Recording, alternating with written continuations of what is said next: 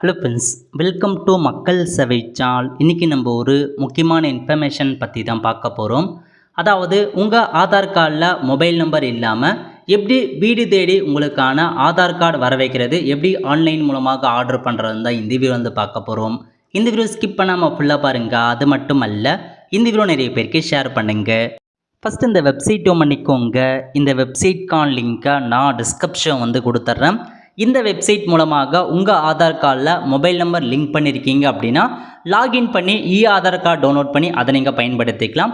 ஒருவேளை உங்கள் ஆதார் கார்டு தொலைஞ்சு போயிடுச்சு, மொபைல் நம்பர் லிங்க்கில் இல்லை, லிங்க் பண்ணப்பட்ட மொபைல் சிம்மும் இல்லை அப்படின்றவங்க நீங்கள் டேரெக்டாக ஆதார் பிவிசி ஆர்டர் பண்ணிங்க அப்படின்னா வீடு தேடி உங்களுக்கான கார்டு வந்துடும். அந்த ஆப்ஷனை பயன்படுத்தி ஆதார் கார்டு நீங்கள் வாங்கிக்கலாம்.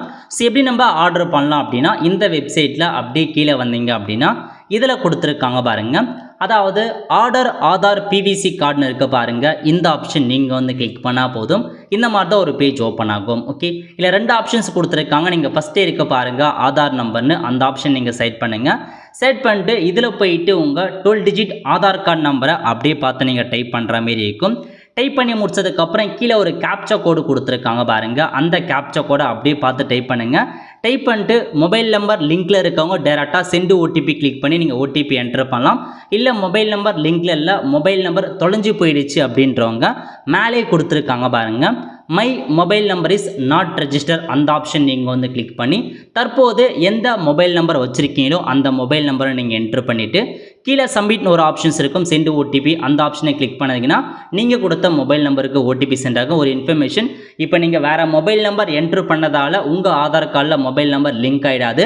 ஜஸ்ட் நீங்கள் மொபைல் நம்பரை மட்டும் வேறு ஒரு மொபைல் நம்பரை கொடுத்து ஓடிபி ஜென்ரேட் பண்ணீங்க ஒரு வெரிஃபிகேஷன் பர்பஸ்க்காக. ஓகே, உங்களுக்கு வந்திருக்க ஓடிபி என்ட்ரு பண்ணிட்டு கீழே ஒரு டேர்ம்ஸ் அண்ட் கண்டிஷன்ஸ் கொடுத்துருக்காங்க.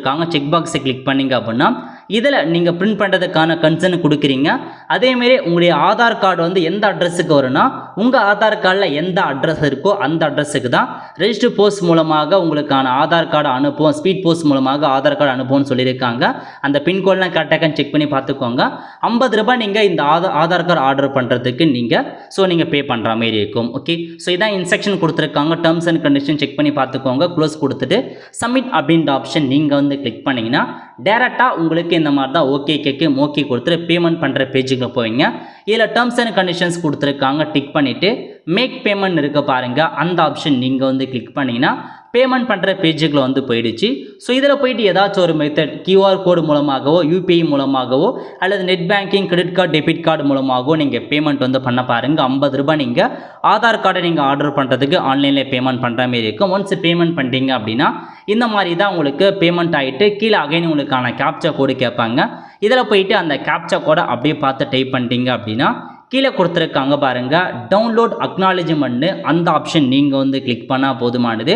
ஸோ உங்களுக்கு பேமெண்ட் பண்ணதுக்கான அக்னாலஜ்மெண்ட் காப்பி ஓப்பன் ஆகிடும். இந்த மாதிரி வந்துட்டாவே நீங்கள் ஆர்டர் பண்ணிட்டு தான் அர்த்தம். ஓகே, இதில் உங்களுக்கு எஸ்ஆர்என் நம்பர் கொடுத்துருக்காங்க. அந்த நம்பரை நீங்கள் நோட் பண்ணி வச்சுக்கோங்க. ஏன்னா அந்த நம்பர் இருந்தால் தான் உங்களுக்கான ஸ்டேட்டஸ் என்ன அப்படின்றத நீங்கள் தெரிஞ்சுக்க முடியும். ஸோ எஸ்ஆர்என் நம்பரை நோட் பண்ணிக்கோங்க.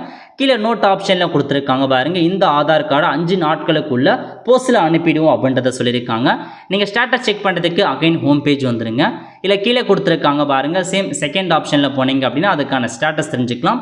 Check Aadhaar PVC card order ஸ்டேட்டஸ்னு கொடுத்தீங்க அப்படின்னா அந்த எஸ்ஆர்என் நம்பரை என்டர் பண்ணிட்டு கீழே கேப்சா கொடுத்துருக்காங்க பாருங்கள், அந்த கேப்சா கோடை அப்படியே பார்த்து டைப் பண்ணுங்கள். டைப் பண்ணிட்டு சப்மிட் கொடுத்தீங்க அப்படின்னா உங்களுக்கான ஸ்டேட்டஸ் நீங்கள் தெரிஞ்சுக்கலாம்.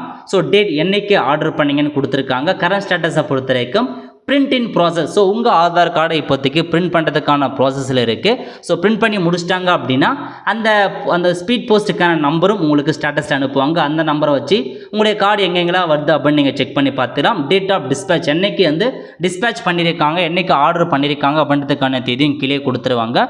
ஒன்ஸ் பிரிண்டிங் ப்ராசஸ் முடிஞ்சதுக்கப்புறம் உங்களுக்கு கொரியரில் அனுப்பிட்டாங்கன்னா அந்த நம்பர் அதேமாரி என்னைக்கு அனுப்புனாங்க அதுக்கான தேதி எல்லாமே மென்ஷன் பண்ணிடுவாங்க. அந்த ட்ராக்கிங் நம்பரை வச்சு நீங்கள் கொரியர் ட்ராக்கிங் நீங்கள் பண்ணிக்கலாம். ஓகே, ஸோ இந்த மாதிரி தான் நீங்கள் அந்த பிவிசி ஆதார் கார்டு ஆர்டர் பண்ணுற மாதிரி இருக்கும். இது வந்து மொபைல் நம்பர் லிங்க் பண்ணியிருக்கவங்க, லிங்க் பண்ணாதவங்க எல்லாருமே உங்களுக்கான பிவிசி ஆதார் கார்டு நீங்கள் ஆர்டர் பண்ணலாம். ஸோ ஆதார் கார்டு தொலைஞ்சு போயிடுச்சு அப்படின்னா நீங்கள் பிவிசி கார்டு ஆர்டர் பண்ணி அதே நீங்கள் பயன்படுத்திக்கோங்க. பிவிசி கார்டும் எல்லாத்துக்குமே பொருந்தும் அப்படின்றத சொல்லியிருக்காங்க. ஸோ பிவிசி கார்டில் நிறைய சிறப்பு அம்சங்கள் இருக்குது. ஸோ குட்டியாக இருக்கும், பாக்கெட் மாரி நீங்கள் யூஸ் பண்ணிக்கலாம், பாக்கெட் சைஸ் தான் இருக்கும். ஸோ உங்கள் ஃபோட்டோ இருக்கும், அதேமாரி கியூஆர் கோடு, ஹாலோகிராம் அந்த மாதிரி நிறைய ஆப்ஷன்ஸ் கொடுத்துருக்காங்க இதில். ஸோ செக் பண்ணி பார்த்துக்கோங்க என்ன மாதிரி சிறப்பு அம்சங்கள்லாம் இருக்குன்றது. இந்த மாதிரி தான் டெமோ கார்டாக பிவிசி கார்டு இருக்கும். நிறைய பேர் வாங்கி வச்சிருப்பீங்க, நிறைய பேருக்கு தெரிஞ்சிருக்கும். ஸோ தெரியாதவங்களுக்கு மறக்காமல் இந்த இன்ஃபர்மேஷன் ஷேர் பண்ணுங்க, அவங்களும் அப்ளை பண்ணி இந்த மாதிரி பிவிசி கார்டை அவங்க யூஸ் பண்ணுவாங்க. அவ்வளோதான் ஃப்ரெண்ட்ஸ். கண்டிப்பாக இந்த பிடிச்சா லைக் பண்ணுங்கள். அது மட்டும் அல்ல, இந்த வீடியோ நிறைய பேருக்கு ஷேர் பண்ணுங்கள். அடுத்த ஒரு நிலையில் சந்திப்போம். நன்றி, வணக்கம்.